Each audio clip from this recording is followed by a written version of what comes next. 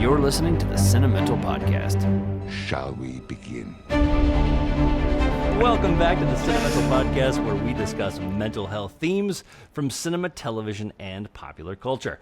I'm Jeffrey Jones, and I'm a filmmaker and professor, and I'm joined, as always, by my brother, Dr. Joshua Jones, who, as well as being the proud owner of one possessed Lego piece, he just doesn't know which one it is a general and forensic psychiatrist. Jeff, that's why I have to keep collecting more and more and more and more to just dilute dilute the possession factor. I mean, that's what you do. That tracks. That's very smart. Okay, we want you to start your week off right with our podcast. So we drop a new episode every Monday morning at 9 a.m. Eastern, and we drop a supplemental episode on Wednesdays, again at 9 a.m., which is a deeper dive into our topic of the week. Both are available wherever you get your podcasts or available on YouTube if you want to stare at our beautiful and wonderful faces. Josh, today we're covering The Conjuring because I think maybe the final Conjuring film is coming out this weekend, so we thought we would go back in time and cover the original. If you haven't seen the movie, it's a movie about a fun-loving,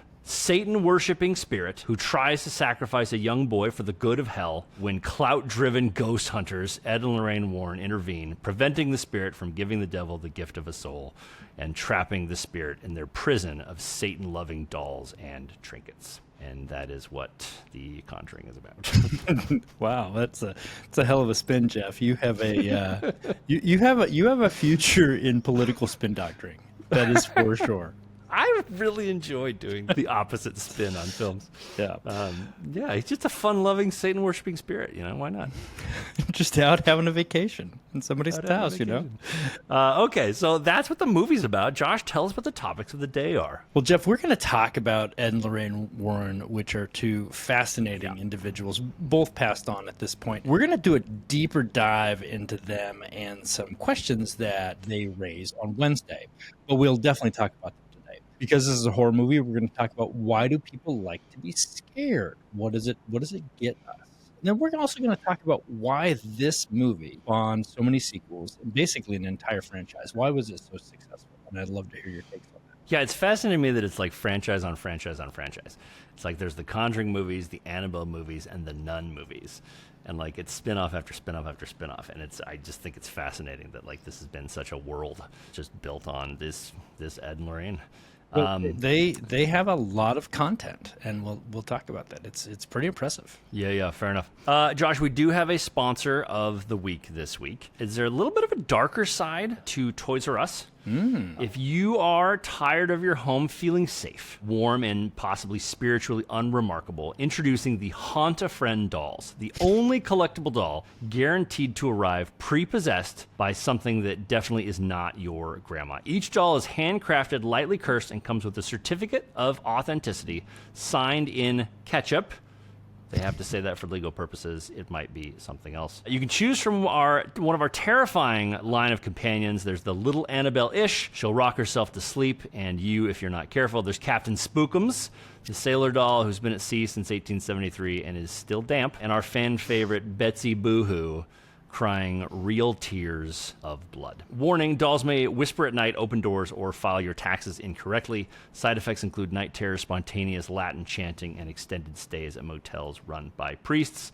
So don't wait, order your Haunt-A-Friend doll today. And remember, if your doll doesn't scare you in 30 days or less, we'll send you 2 more absolutely free. Captain Spookums. Captain Spookums. I can almost hear the theme song for the Captain Spookums Saturday morning cartoon spinoff show. There you go. Let's do it. Let's write it. Captain Spookums. He's your friend. All right, Josh, let's dive in. Yeah. Again, if you haven't seen The Conjuring, it's a great movie. In The Conjuring, paranormal investigators Ed and Lorraine Warren are called to help the Perron family after they move into an old farmhouse in Rhode Island in 1971. And this is, I think, loosely based on a true story. Almost immediately, strange phenomena plague the family. The clock stops at the same time, foul smells appear, and one of the daughters begins sleepwalking. As the disturbance escalates, the Warrens uncover that the property has a dark history of witchcraft, which should absolutely be disclosed when you buy a house, and violent deaths with a malevolent spirit named Bathsheba, I think it's Bathsheba, targeting the family. The entity grows increasingly hostile, latching onto the mother Carolyn and threatening to destroy the parents from within. As the haunting intensifies, the Warrens get involved. There is an exorcism, and the film closes with the Warrens returning home, their reputation as demonologists solidified, and hints of the many dark cases yet to come. Josh, let's talk about Ed and Lorraine a little bit. This movie is based on their life. I think most people would probably, hopefully know that these are exaggerated stories. What was it that captivated people so much about Ed and Lorraine? They were full-on ghost hunters. That's what they put themselves out for. They appeared, for all intents and purposes, to be very true believers, that there were paranormal experiences that people were having. They were a husband and wife duo. They became America's, probably their most famous ghost hunters, and I think certainly after these movies, in retrospect, they certainly are. Ed was a self-taught demonologist, for those in the Self-taught. Yeah, for those Classes available now on YouTube. for those on audio only. I did air quotes with those. Go to the Khan Academy and put it in Cinemental for 20% off your first demonologist. So Ed was a self-taught demonologist. Because the internet wasn't out yet, Jeff. Khan Academy. Sure. While Lorraine, she claimed clairvoyant abilities. And together they founded the New England Society for Psychic Research in 1952 and claimed to have investigated over 10,000 cases of alleged hauntings. So there's a lot of contact, a lot of... Did they really say 10,000? Yeah. That's what they Okay, claimed. so hold on. So 10,000. They accrue about 50 years. Divided by 50. That's 200. So, Josh, that's a half a haunting a day. Yeah. So one every other day is how many that they did. Jeff, they were good. Jeff, it takes a full 2 days to investigate a haunting. I mean, come on. If you're gonna do it right. I wonder how many of those 10,000 ended up in positive Google reviews. So look, we're joking about this, and we're gonna get funny. It's funny. We're gonna get much more into the side of things on Wednesday about folks who don't joke so much about this, and for whom this is very real. But that's Ed and Lorraine Warren. So you can see, just as we're talking about them, they could be a lightning rod both for people who really are true believers in the paranormal, or folks who just have experiences that they can't explain.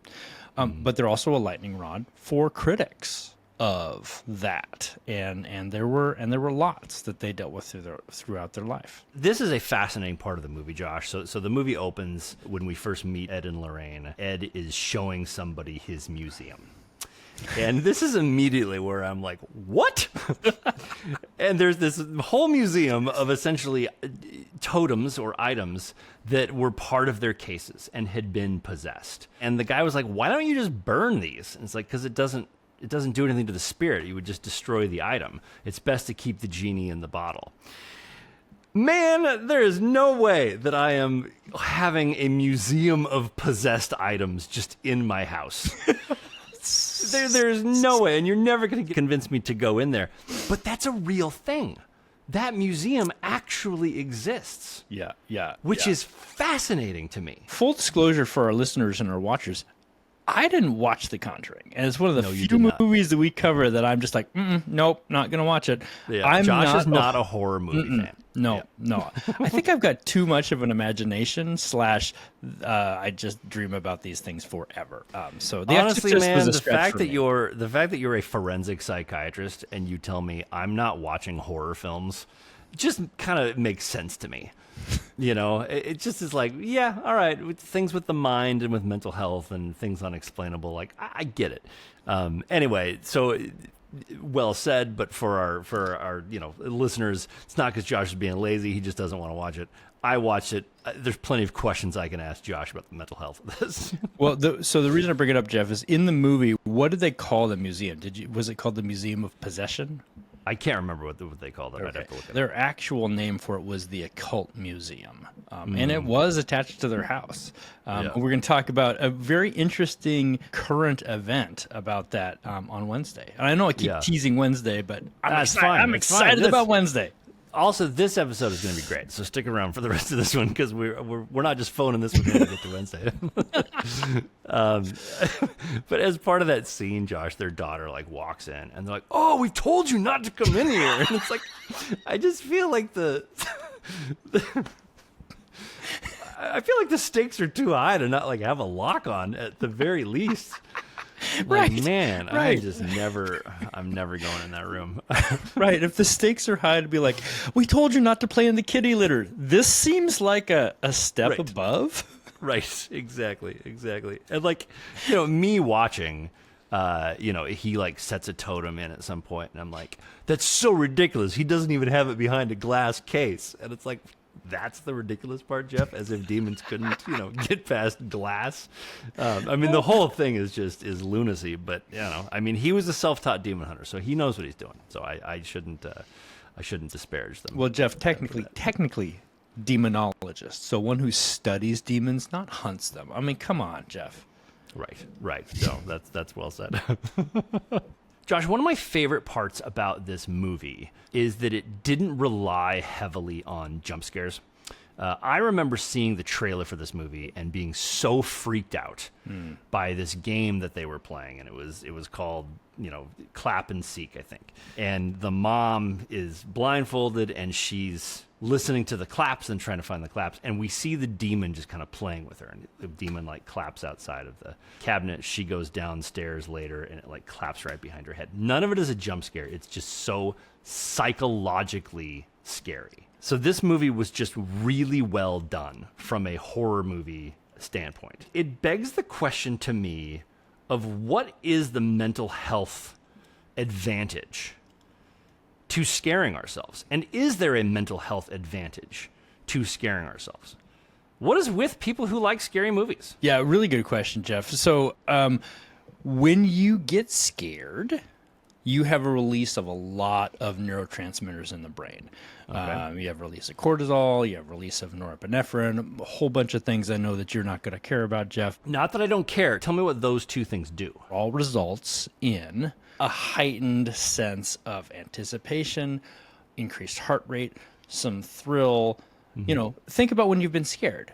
When you've been truly, honest to God, scared. There is a jolt. There's a sensation. It's not quite a high, but it's also not quite a high. I mean, you're kind of right there. When you subject yourself to this in a scary movie, you're getting that surge, you're getting that jolt, that dopamine release, those neurotransmitters, that spike in excitement in a safe and controlled environment. You know that you're safe. You know that you're not actually going to be attacked by the demon. You're saying that the difference is the knowledge of your safety. Like, we don't like to, because when you said imagine like with times when you've been scared, I don't want that again. But it's because I was in actual danger. Right. But with movies, there is a part of my brain that knows I'm not in actual danger, and so that's why I'm willing to engage in it.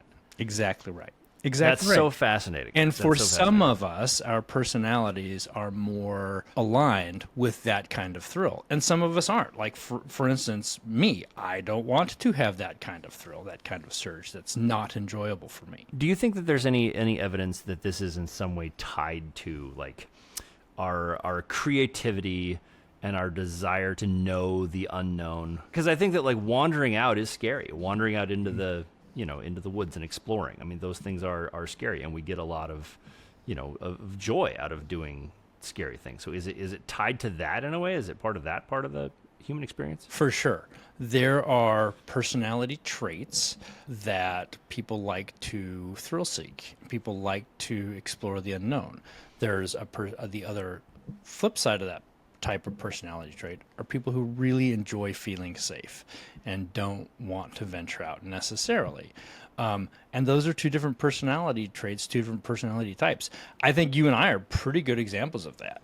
You're a little bit more adventurous in that area than I am. And those are personality traits that help define us, but are malleable, that you can press, that you can change, that you can, explore. Personally, quite a bit of an introvert. I think people who met me during my 30s and early 40s would say, that's not true. That doesn't sound like the Josh that we know.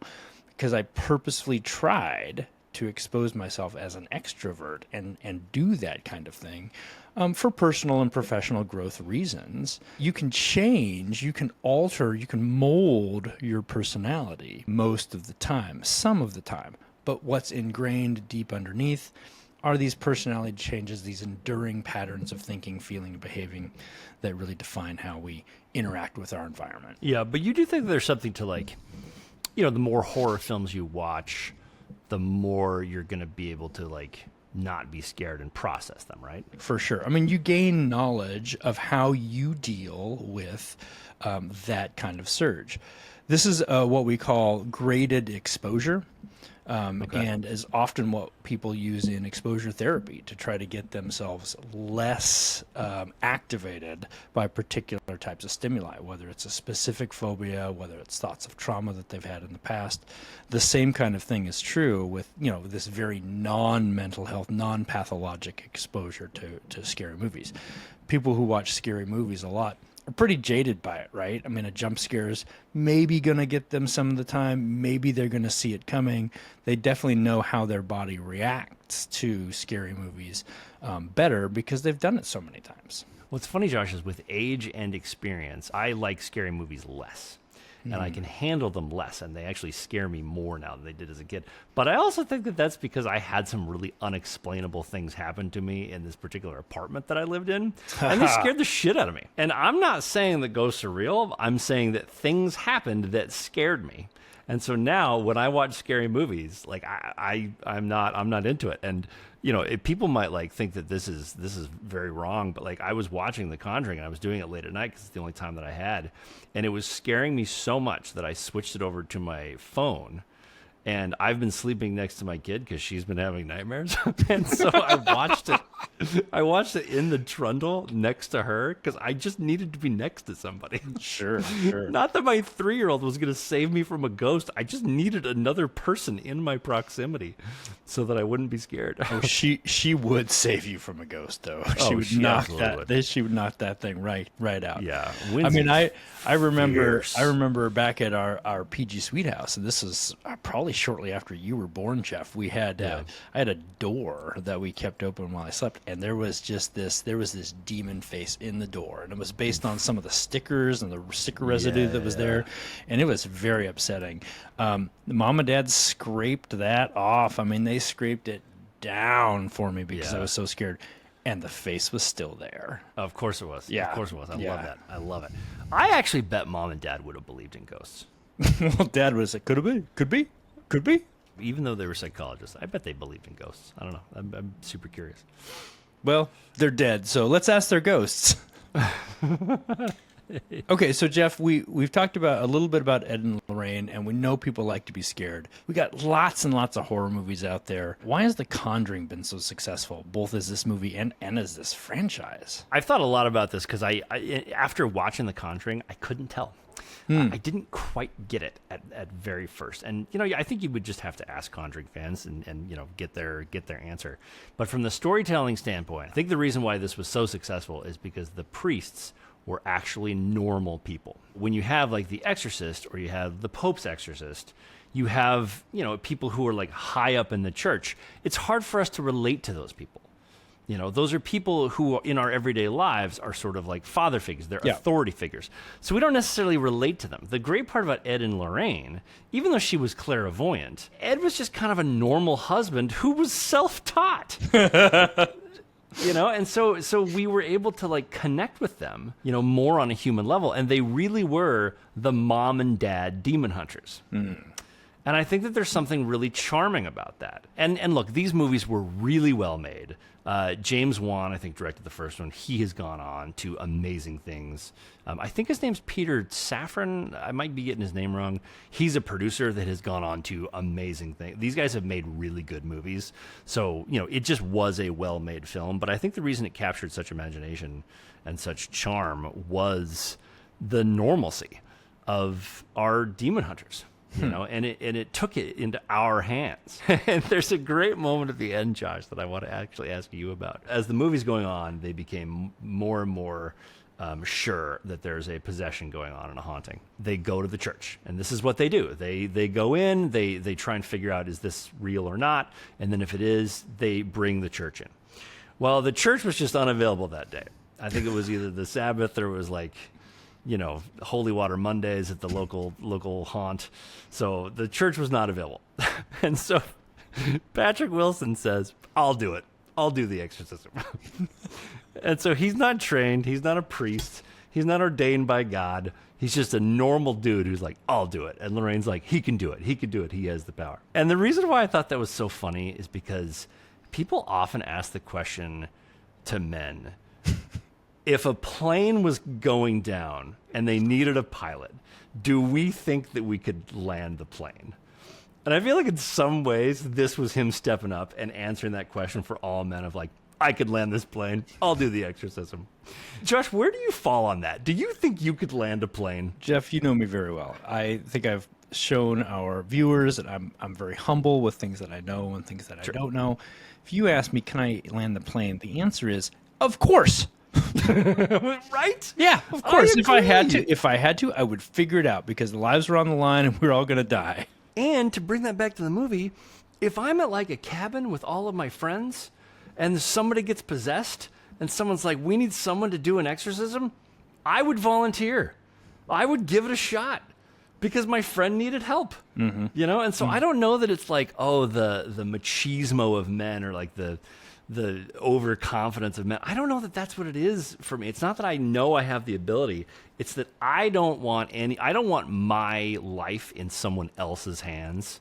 And I definitely want the lives of my loved ones in my hands because I'm going to be the most motivated to get them down. So I think that's an interesting, the plane question is such an interesting question, but it's sort of mirrored in this movie of the like, I can do it. I can do this exorcism. Self-taught demonologist.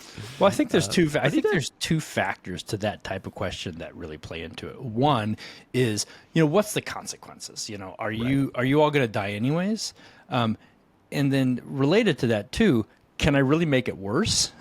Right. I mean, and you need to have a little bit of knowledge to know that you can't actually make it worse. I mean, with an exorcism, I think that you actually can make it worse. So better question than landing the plane. If you are up with 5 friends at a cabin and someone's possessed and you're like, just sure. You're like, okay, head spinning around. They levitated off the floor. The person is saying like, I'm Beelzebub, the demon of whatever. They know your whole history. They're speaking in different, Yeah. You wouldn't perform the exorcism or you would? Well, as our viewers know and can go back to the Exorcist episode, that's my test. Once somebody's levitating off the ground, I'm like, okay, that's possession. That's not mental illness. That's my litmus test. Yeah. I mean, again, if there's no other option, if something has to be done and you don't think you can make it worse because there's, you're all going to die, I would do whatever I had to. I don't think this is just a male thing, though. I mean, I know plenty of women who would do exactly the same thing. I mean, I think my wife would do it immediately, be like, oh, I can do this. But I think the real key here is there somebody else who's better qualified? If there's someone else who's like even just a little bit better qualified to try to land that plane, they're like, oh, I play Flight Simulator a lot. I'm like, oh, you should try. I'll help you. Rub your back, bring you water. But, it's not like, oh, I can do this because I want to do this. It's got to be the last resort, right? And I think that's where this kind of gets conflated, like, to criticize men or, men and women who think that they can do things beyond their ability. It's if you have to. If you just want to show, oh, I can do it, and you don't mind risking the lives of everybody on that plane, that's something else entirely. Yeah, I think the whole question is just to show off, male overconfidence. That's the point of the exercise. But I just think it's an interesting, philosophical question as to why. But here's where I disagree with you, Josh. I think it's nuanced. Here's where I think it is too. But here's where I disagree with you. If I'm on a plane and someone says, I've got a lot of experience in a flight simulator, I'm standing up saying, not the same thing. I'm flying the plane. Really? Yeah. That makes no sense. If it's life or death, even if I have a smaller percentage, I want to land the plane. That makes and no it actually sense. reminds me, Josh, of a couple Star Trek episodes where they're in this similar situation and Jean-Luc Picard chooses to like do the thing because he's the captain and he's leading these people, even though someone might be a little more qualified, they're a little more scared, and he's like, I'll do it. I've got a general knowledge of everything. You guys are my responsibility. I'm going to land this thing. I'm with Jean-Luc there. Well, again, I think it's incredibly nuanced. You're talking about, the captain there who's in charge and has to take responsibility. And if there's a low percentage of it happening, he doesn't want to put anybody else at risk. I don't think it's the same at all. And I think what you're talking about there, somebody with a lot of hours in a flight simulator versus you, I'm going to start to gather up the other passengers and restrain you so this other guy can do it. I think that the point was well made just a minute ago that I'm more Captain Picard and you're more of a Deanna Troi. So let's just move on. Okay. Facial recognition is absolutely going to identify me as Captain shit, Picard and not you. So you can fuck right off. Yeah, no, fair enough. You are definitely more. Which one of us has actually held the rank of captain? You're gonna throw your service in my face. If this one for Picard level props, absolutely. By the way, Jeff, got to tell you, best haircut I've ever seen you have. That's a great haircut. Oh, thank you. You look fantastic. It's like 3 months old right now, and I have not gotten a haircut. I just trimmed the sides. Well, I'm obviously not an expert in hair, so. Touche. The point that I want to make, Josh, just in talking about Patrick Wilson, he's one of those guys where, like, I thought he was going to be a star. Like, when I first saw him in his first movie, I was like, this is a really good actor, and I bet he's going to be a star. And he hasn't really risen to the level of stardom that I think that he has kind of deserved. And I was thinking about why, and I've come up with a decent metaphor, because you've seen Patrick Wilson in other things, right? Oh, many things, yeah. Yeah, he's everywhere, and he always does a really good job. Patrick Wilson is the French vanilla ice cream of actors. On his own, you're not going to pick him. If it's just like, do you want a scoop of ice cream? What do you want? And it's like, I don't really want French vanilla. I want Rocky Road. I want something else. I want something more interesting. But if you're going to make an amazing brownie, you're going French vanilla every time, or you're going some kind of vanilla every time. And so he's that amazing scoop of ice cream that completes the sundae. And that is Patrick Wilson. That is who he is in his role in Hollywood. Tell me I'm wrong. I can't tell you you're wrong. I mean, I think he's been a really good actor in everything I've seen him in. I mean, is he the most famous actor in the Wilson family? I mean, no, there's Owen, and then there's volleyball. But, I mean, he's really good. Volleyball. Well done. Castaway for the win. Well done. So, Jeff, something else I want to ask you about horror movies in general. You told me one time, because I at one point said to you, horror movies must be so incredibly popular. There's so many out there. And you told me that, yeah, that's kind of true, but there's other reasons why there's so many of them out there. Yeah, they're cheap. You know, that's the biggest reason is that they're just very cheap to make. They're cheap to make, and they have a really well built-in audience.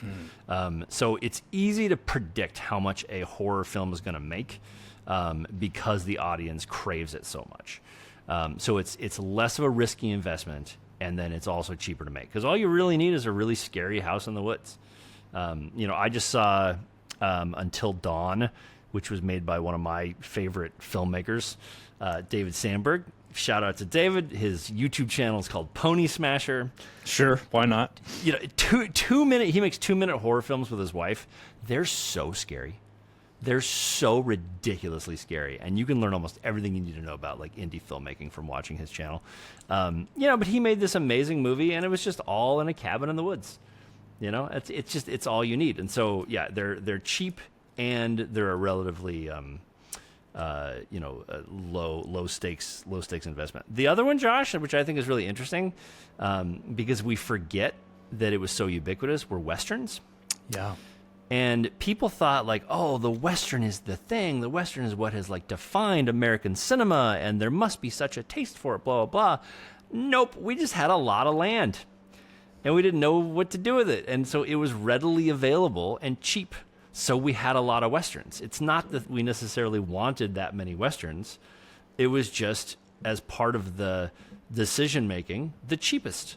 So that's why we have a lot of westerns in our canon. That's why you see fewer of them now, because it's cheaper to make other types of movies. People don't have the love for them that they used to. But that's why we had so many westerns and even western TV shows. It's because it was cheap. We had a lot of land and it was cheap. And so that's often why those decisions are made. It's just financial. Didn't you make a horror movie at one point? I've made a horror short. Yeah. Yeah. How was that? How was trying to make that? Well, so what's funny, you can see my horror short on my YouTube channel. What's funny about that short is it's 2 minutes long, and my friend, who's a DP, had a $1 million camera rig that he had to rent for a different shoot. And so he rented it for the day, even though they only needed it for half a day. So he had a crew and a camera and some really nice lenses. The whole kit was like a $500,000 or $1 million.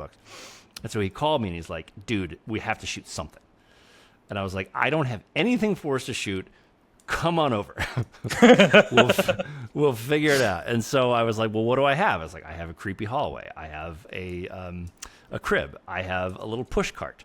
And I have some friends who will let me tie a climbing rope around their waist and yank them through a doorway.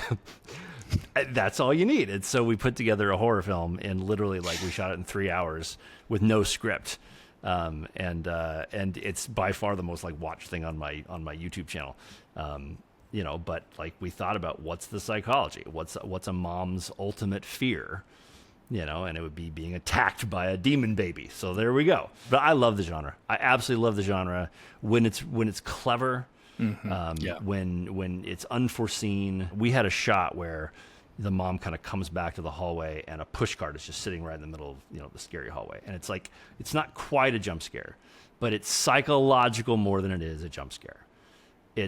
She sees this thing and it's her worst nightmare kind of come to life. So when they're done really well, horror films can be just as good as any other movie. I mean, The Exorcist was incredible. The Exorcist was fantastic. The Cabin in the Woods, one of my favorite movies. Cabin in the Woods is great. Yep.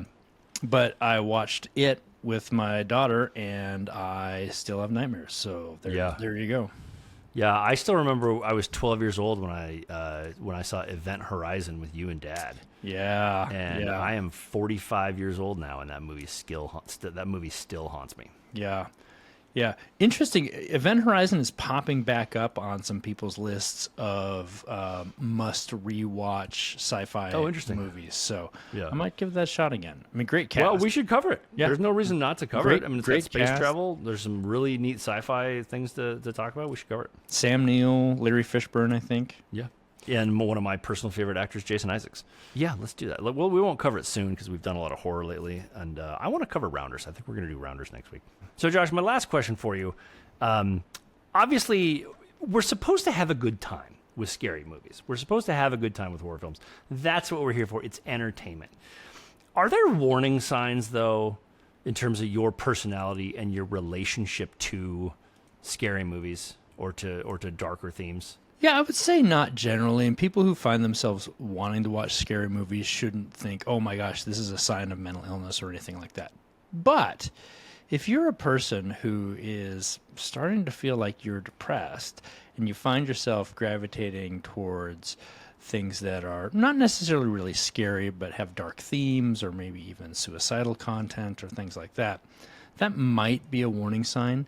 And something that you might want to check out either with. So if there's an uptick in your consumption of horror, it's not the worst idea to talk to somebody about it. If it is accompanied by other signs of depression, such as significant change in the way that you're sleeping or eating or feeling hopeless or even having thoughts that you would be better off dead, that would be something to check out. Or if you really start to believe that the things in horror movies might be real, that is also something to have checked out. Oh, sure. And Sure. And we're going to talk much more about that on Wednesday. Yeah. But let me just say this. If you like a lot of horror movies, that doesn't mean you're mentally ill. For parents out there, if your kids want to get into horror movies, doesn't mean that they're mentally ill or there's something to worry about. Lots and lots and lots of people love horror movies, as Jeff said. They're thrilling. They provide us with a relatively safe way to challenge our anxiety and fear mechanisms. Yeah, I don't think that the rise of interest in horror films has led to a rise in interest in crime. And this is what we always talk about with like violent films and their effect. I don't think that there's any correlation there, right? No, and in fact, over the last few decades, the violent crime rate in the United States, with the exception of a couple-year uptick during COVID, has really plummeted. Yeah, fair enough. Okay, we are going to cover Ed and Lorraine heavily on Wednesday. Tune in for that. As for us today, thank you for watching or listening to this episode of Cinemental and our coverage of The Conjuring. If you like this episode, please subscribe anywhere you get your podcasts. You can also watch clips of Cinemental on YouTube, where we'd love to hear what you would like us to cover next. You can also watch my companion series, The One Thing, where I take a deeper dive into screenwriting, both available on the Large and in Charge channel on YouTube. And in fact, I just posted the Exorcist episode, so tune in for that. Follow Dr. Josh Jones, America's Psychiatrist, on Blue Sky. This has been a Large and in Charge production. For Josh Jones, I am Jeff Jones, and we will see you on Wednesday.